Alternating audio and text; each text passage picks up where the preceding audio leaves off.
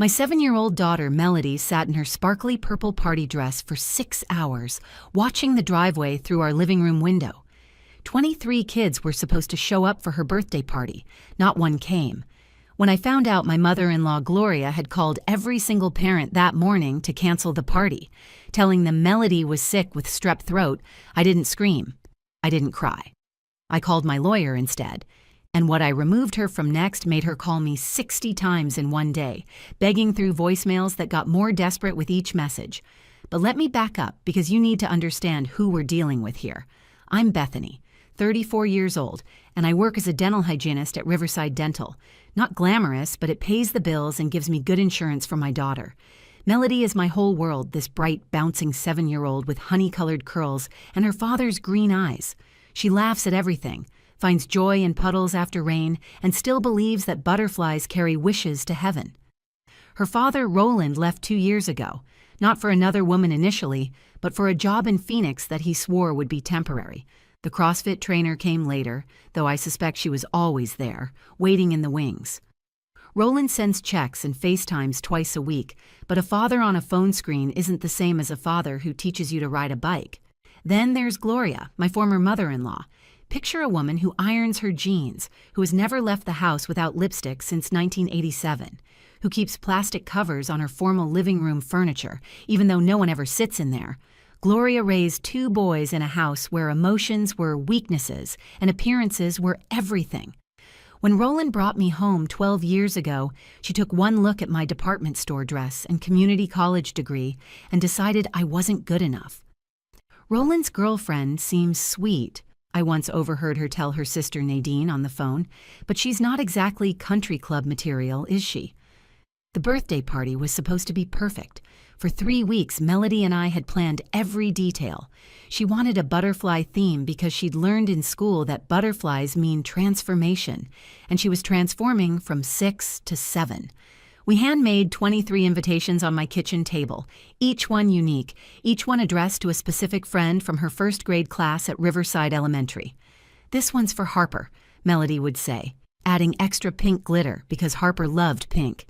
"And this one's for Freddie. He likes dinosaurs, so I'm drawing a butterfly with tiny dinosaur wings." The morning of April 15th started like Christmas. Melody was up before dawn, already wearing her party dress over her pajamas. The dress had cost more than I should have spent, but the way her face lit up in the store when she saw it made my credit card practically jump out of my wallet. "Mommy, you think everyone will come? Even Sam? He said he might have baseball, but he promised he'd try." I was arranging 36 cupcakes on the special 3-tier stand I'd borrowed from my sister Paige when my phone rang. 8:47 in the morning. I remember the exact time because I was counting down, thinking we had just over 3 hours until the party started. "Bethany?" It was Trisha, Harper's mom. "I'm so sorry to hear about Melody being sick. Gloria just called and explained everything. Strep throat is just awful at that age." The words didn't make sense.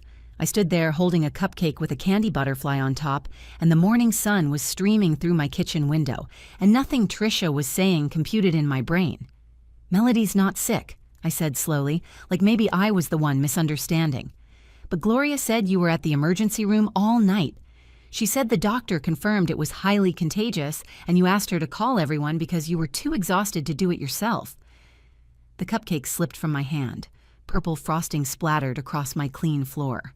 Outside, the bounce house company was pulling into my driveway right on schedule, ready to set up the castle Melody had picked out from their catalog.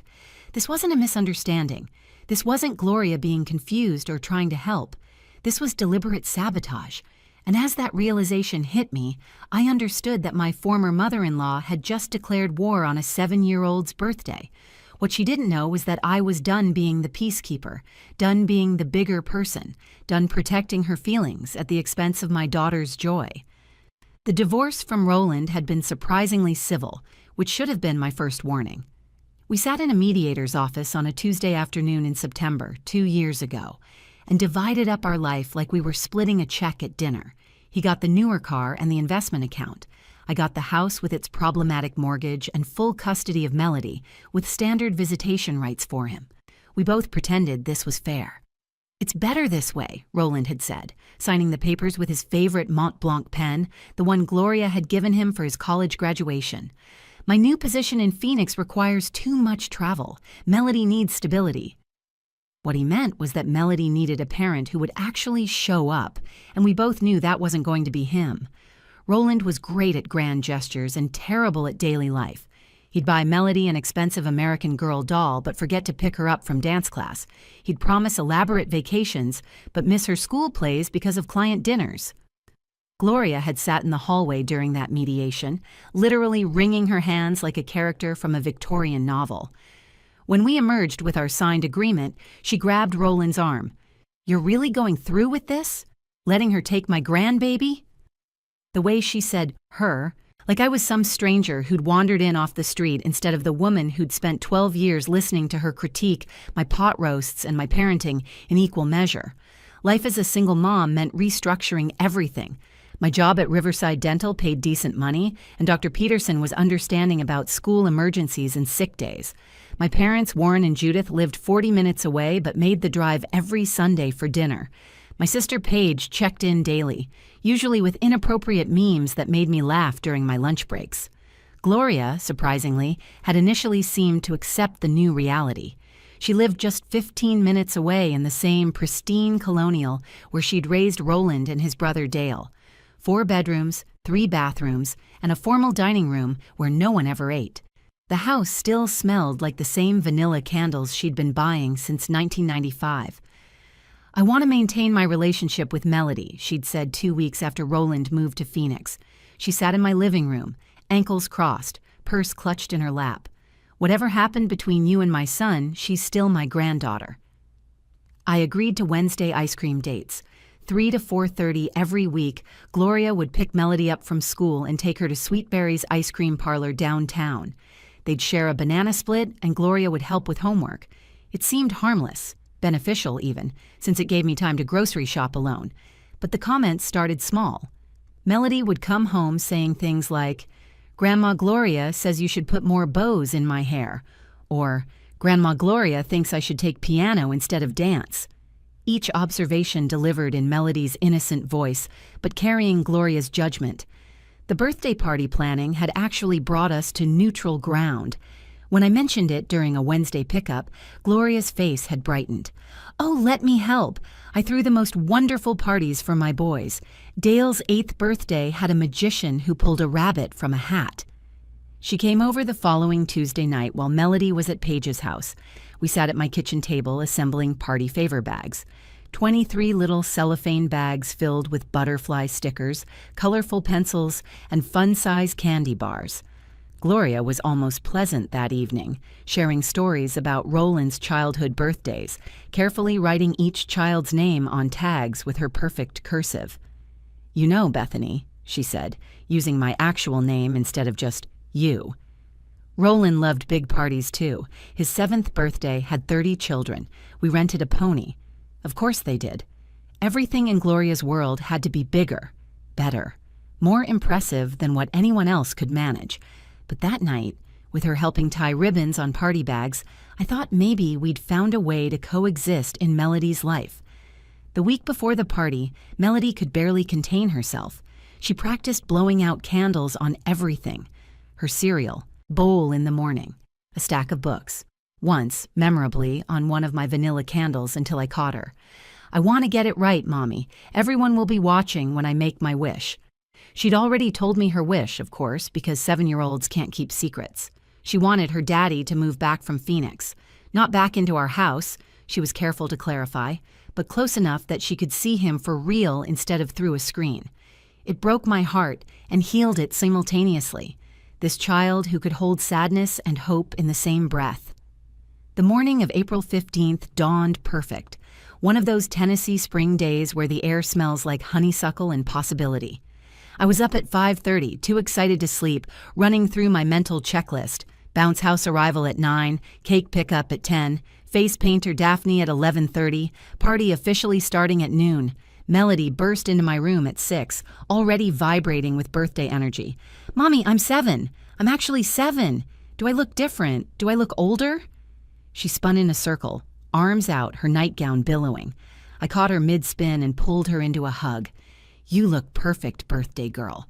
Ready for your special day?" By 7:30, she was dressed in her purple party dress, the one we'd found at Belk after trying on what felt like 100 others. Nothing was quite right until she saw this one, with its layers of tulle and sequined butterflies across the bodice.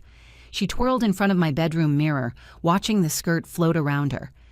"Harper's gonna love this dress. She said she's wearing her pink one with the roses." I was in the backyard setting up tables, arranging the butterfly tablecloths I'd ordered from Amazon, when my phone rang at 8:47. The bounce house had just been inflated, this massive purple and pink castle that took up half our yard, worth every penny when I imagined the kids' faces. "Bethany?" Trisha's voice was sympathetic, concerned. "I'm so sorry to hear Melody's sick. Gloria just called and said she has strep throat. We'll bring Harper's gift by next week when she's feeling better." The words hit me like ice water. I actually looked around, like maybe this was some elaborate prank. The sun was shining. Birds were singing. My daughter was inside practicing her party princess wave. "What are you talking about? Melody's not sick. The party is still happening at noon." "Oh." Trisha sounded genuinely confused. "But Gloria said the doctor confirmed it was highly contagious, and you were at the emergency room all night. She said you asked her to call everyone because you were exhausted." My hands started shaking. Actually shaking like I'd had too much coffee, except I hadn't had any yet. "Trisha, I need you to tell me exactly what Gloria said." "Well, she called about 15 minutes ago. She said Melody woke up with a high fever and you'd rushed her to the ER around 2 in the morning. She said the rapid strep test came back positive, and the doctor insisted on keeping everyone away for at least 48 hours. She was very apologetic, said you were devastated about canceling, but didn't want to risk getting other children sick."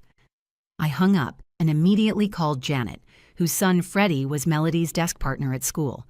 "Oh, Bethany, Gloria just called. We're so sorry about the stomach bug. Those can be just terrible." Stomach bug, not strep throat. Gloria was customizing her lies. I called 5 more parents in rapid succession. Each one had received a call from Gloria between 8 and 8:30. The stories varied slightly, but the message was consistent. Melody was seriously ill, highly contagious, and the party was canceled. Some were told strep, others stomach flu. One parent heard it was a severe allergic reaction that had us hospitalized. My mother-in-law had memorized my guest list from when we'd made those party bags together. She'd gotten up early, looked up 23 phone numbers, and systematically destroyed my daughter's birthday party. I tried calling parents back, explaining the situation, but the damage was done. Some didn't believe me, thinking maybe I was the one being irresponsible by throwing a party with a sick child. Others had already made new plans, heading to the farmer's market or the park. A few seemed uncomfortable with the whole situation, caught between 2 adults in obvious conflict. "I'm sorry, Bethany," said Marcus, father of twins in Melody's class, "but this is all very confusing. Maybe it's better if we just stay home today."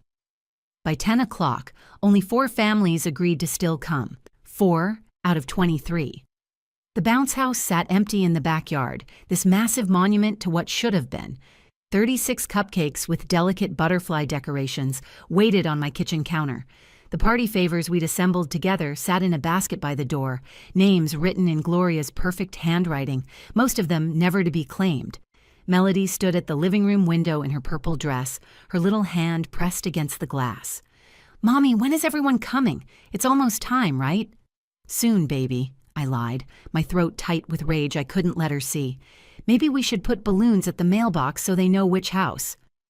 She was trying to solve a problem she didn't understand existed. My brilliant, hopeful girl, who couldn't fathom that someone would deliberately hurt her. At 12:30, I made a decision that would change everything. Melody was still at the window, now sitting on the couch with her party dress spread carefully around her, when I knelt down beside her. "Hey, birthday girl, I have an idea. What if we have a special kind of party instead? A surprise adventure party?"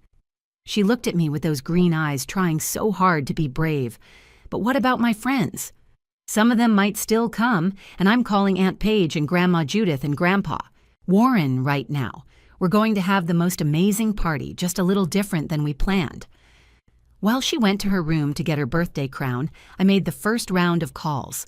My sister Paige answered on the first ring. "I need you here now. Bring Jerome and the kids. Gloria sabotaged the party.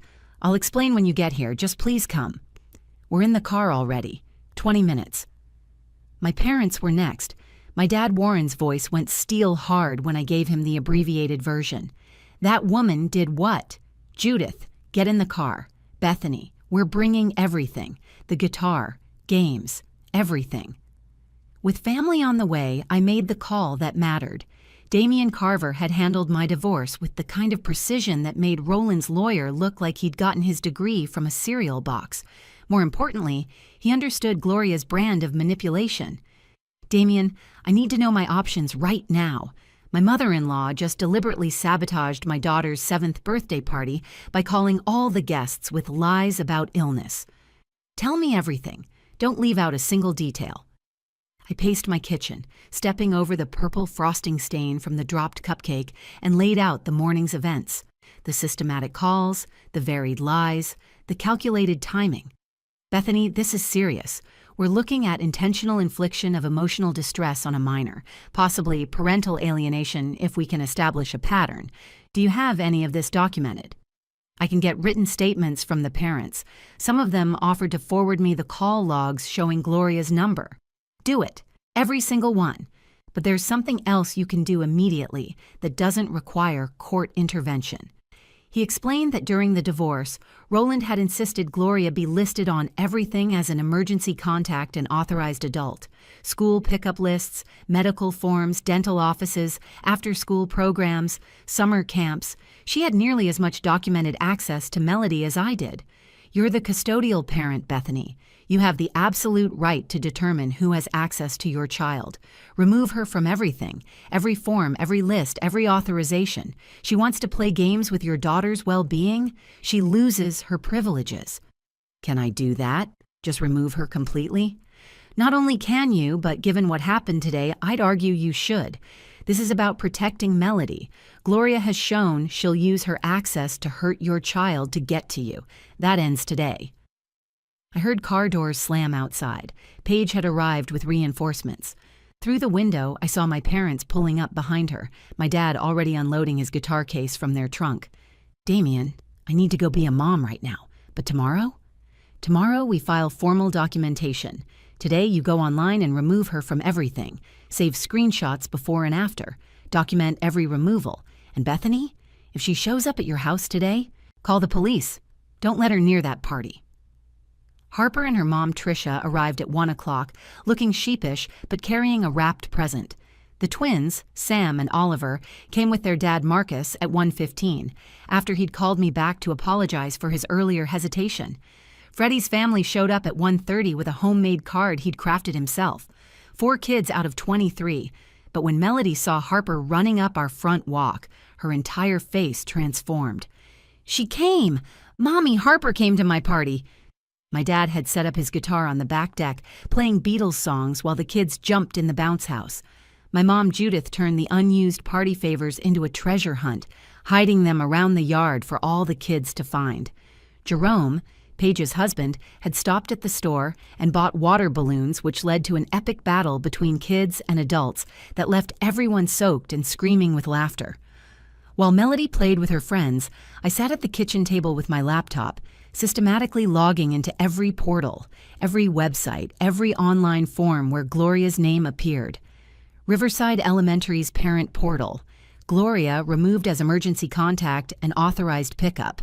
Melody's pediatrician patient portal. Gloria removed from authorized adults who could access medical information. The dentist, the after-school art program, the summer camp we'd registered for in March, the ice skating lessons starting in May. One by one, I erased her official presence from my daughter's life. By 3 o'clock, I had removed Gloria from 17 different forms and authorization lists. Each deletion felt like reclaiming territory she'd occupied for too long. The school nurse's emergency contact form, the field trip permission database, the early pickup authorization list, even the public library's form for adults authorized to check out books on Melody's card. At 3:47, my phone rang. Gloria's name flashed on the screen.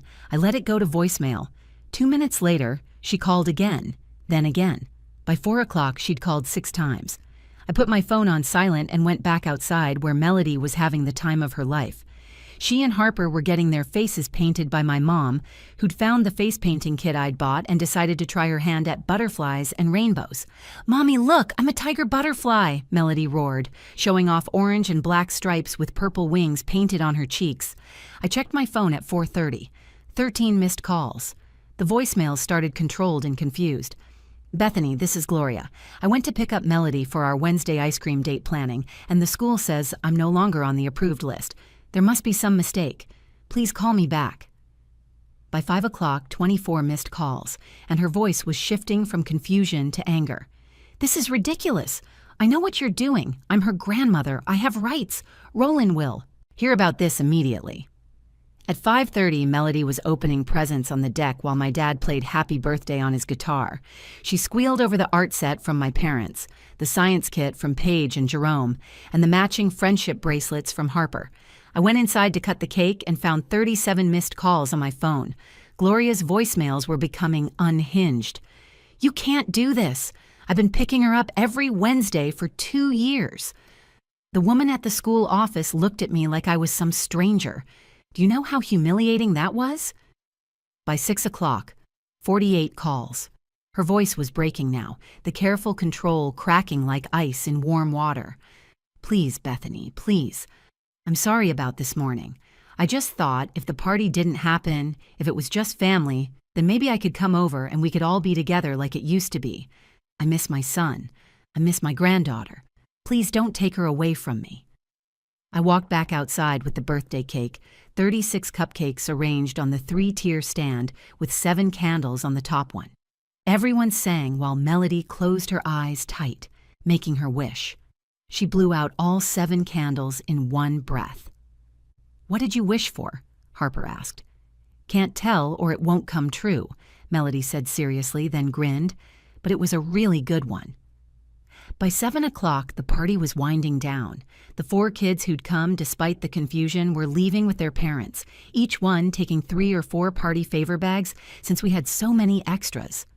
Marcus pulled me aside at the door. "Bethany, I'm really sorry about this morning. The way that woman called everyone, it's not right. My wife wanted me to tell you she's writing up everything Gloria said for your lawyer." By 8 o'clock, it was just family. Melody was crashed on the couch, still in her purple party dress, but now also wearing temporary tattoos, face paint, and at least 3 friendship bracelets. She was telling my mom about every single present while eating her 3rd cupcake. My phone showed 53 missed calls. The latest voicemail was different. "I know you're not answering. I know you hate me right now. But Bethany, she's all I have left of my son here. Roland was my baby boy, and now he's gone to Phoenix with that woman, and Melody is the only piece of him I can still hold. I'll apologize. I'll call every parent back. I'll tell them I lied. Just please, please let me see her again." By 9 o'clock, 60 calls total. The last 7 were just crying. No words, just Gloria sobbing into the phone. Melody was getting ready for bed, finally out of her party dress and into her pajamas with unicorns on them. "Mommy," she said as I tucked her in, "today was the best birthday ever." "Really? Even though not everyone could come?" She thought about it seriously, the way 7-year-olds do when they're processing something important. The people who really wanted to be here were here. Harper said some kids only come to parties for cake anyway, but everyone here came for me. I kissed her forehead, this child who could find wisdom in disappointment. "Oh, and Mommy? Grandma Gloria didn't call to say happy birthday. Is she okay?" I smoothed her hair back. "I'm sure she's thinking of you, baby." "Maybe her phone is broken. She called you a lot of times." Of course she'd noticed. 7-year-olds notice everything, even when they're spinning in bounce houses and eating too much cake, especially when it's their grandmother who never misses a chance to be involved. 3 days later, a certified letter arrived at my door. The postal worker required a signature, and I knew before opening it who it was from. Gloria's handwriting on the return address was as perfect as always, each letter formed with the precision of someone who'd won penmanship awards in the 1960s. Inside was a 2-page letter, written on her personal stationery, the ivory cardstock with her monogram at the top that she used for important occasions. The check fell out first, $500 made out to me with party expenses, written in the memo line. Her letter was a masterpiece of manipulation dressed up as an apology. She wrote about her grief over Roland's absence, her fear of losing Melody, her panic that morning when she realized the party would happen without her. She claimed she'd only meant to postpone it, not cancel it entirely, that she'd gotten carried away once she started making calls. "I realize now how my actions must have appeared," she wrote, as if the problem was perception rather than the deliberate sabotage of a child's birthday. Roland called that same afternoon. I'd sent him the voicemails from the parents and a summary of what happened, along with photos of Melody enjoying her improvised party. "Mom did what?" His voice was different than I'd heard it in years. Not the smooth sales voice or the dismissive ex-husband voice, but something rawer. "She called every parent? Every single one?" 23 phone calls, Roland. She started at 8 in the morning. There was a long silence. I could hear office sounds in the background, the life he'd chosen over morning pancakes and bedtime stories. I didn't know she was capable of that. Jesus, Bethany, what did Melody say? She doesn't know. She thinks people couldn't come because they were busy. She doesn't need to know her grandmother tried to ruin her birthday. I'll talk to her. To Mom, I mean. This can't happen again. It won't happen again. I've removed her from every authorization list. She has no access to Melody's school, medical records, or activities. You can't just cut her off completely. She's still Melody's grandmother. And I'm Melody's mother, the one who's here every single day, not phoning it in from Phoenix. Your mother deliberately hurt our child to get back at me. That's not grandmother behavior, that's enemy action. 2 weeks. Later, Gloria started therapy. Roland had given her an ultimatum: get professional help or lose access to both him and Melody entirely. The therapist, Dr. Patricia Wenford, called it adjustment disorder with mixed anxiety and depressed mood, explaining that Gloria had transferred her abandonment fears into controlling behaviors. I didn't care what they called it. Medical terms didn't erase the image of my daughter in her purple dress, waiting for friends who weren't coming. We established new boundaries with the precision of a legal document because that's essentially what it was. Gloria could see Melody once a month for 2 hours in a public place, with me present. No unsupervised visits, no school involvement, no showing up at activities. She had to earn back trust in increments, like a teenager who'd crashed the family car. The first supervised visit was at Sweetberry's ice cream parlor, the same place they used to go every Wednesday. Gloria arrived 10 minutes early, sitting in her car until exactly 2 o'clock. She'd brought a gift, a book about butterflies, which she asked permission to give. "Melody?" she said carefully, like she'd rehearsed it. "I want to apologize. I made some bad choices on your birthday, and I'm very sorry if I hurt your feelings." Melody looked at her grandmother with those wise green eyes. "It's okay, Grandma Gloria. Sometimes people make mistakes. Mommy says what matters is learning from them." 6 months have passed since that birthday. Melody doesn't remember it as the party that went wrong, but as the special birthday when Grandpa Warren played guitar and Uncle Jerome did magic tricks. She tells people about the water balloon fight that left everyone soaked, about how Harper painted her face like a tiger butterfly. Gloria has been consistent with her therapy and her boundaries. She sends cards for every occasion, always with gift cards rather than gifts she's picked out, accepting that she doesn't get to make those choices anymore. The monthly visits have gradually become less tense, though I still sit at a nearby table, ready to intervene if necessary. Last week, Melody asked if Grandma Gloria could come to her school play, not to pick her up or be backstage, just to sit in the audience and watch. I said I'd think about it, and I am. Trust rebuilds slowly, one small moment at a time. But that purple party dress still hangs in Melody's closet, and sometimes I see it when I'm putting away laundry. It reminds me that love isn't just about throwing perfect parties or maintaining family harmony. Sometimes love means standing guard at the door, deciding who gets access to your child's heart, and teaching them that they're worth protecting, even from the people who claim to love them most. If you found value in this story, please like this video and share it with someone who needs to hear that it's okay to set boundaries, even with family, especially with family. Drop a comment below about a time you had to choose between keeping the peace and protecting what matters most. And don't forget to subscribe to our channel for more stories about real people facing impossible choices and finding their way through to the other side.